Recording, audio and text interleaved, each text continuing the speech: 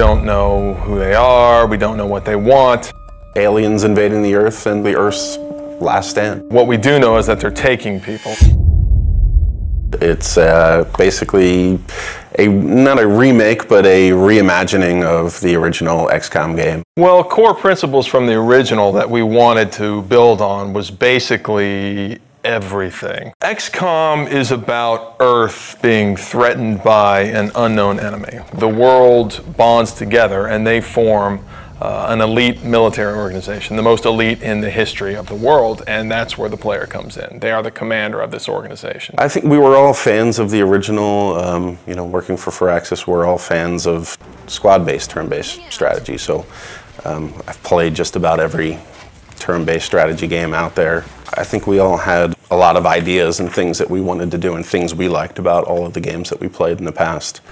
Just really finding the fun things and eliminating the things that, you know, we didn't really care so much for. So we start with the original game and we play it and we say, okay, well, we find that new players or even us old diehards, like we find this concept, we can improve this a little bit. And one of the first things we looked at was time units. And the idea was that your soldiers had a certain number of time units to move around the battlefield, to perform abilities, take shots and things like that. And actually it worked great in the sense that you had this resource that you were hoarding and that you had to be careful because when you spent too many, you could find yourself exposed and in dangerous situations. So there's this great risk-reward mechanic.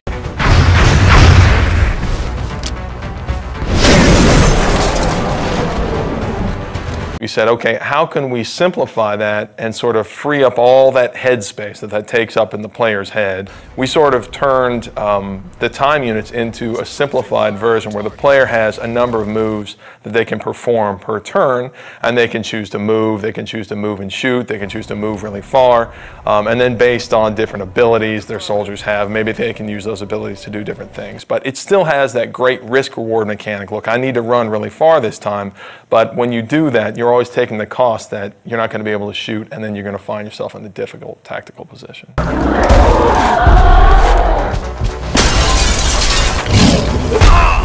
The other big thing I think that we did was we added cover to the game. Now tactically you have a lot more important decisions to make based off of being in low cover and high cover, flanking aliens. So in some ways we feel like we made the game more tactical. One of the advantages I think we have as a turn-based game is that we can move the camera around wherever we want.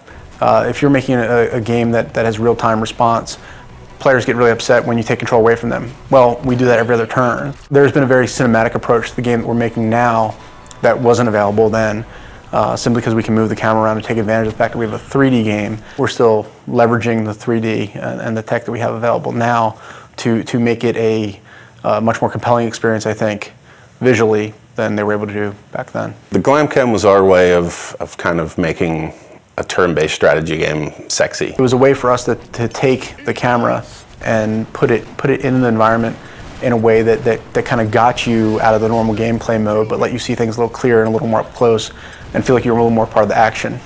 The idea is that when your soldier goes to take a cool shot, then the camera can drop in, and we've got these great dramatic scenes where, you know, your sniper's lining up this super long shot and you'll see it fall right down the barrel.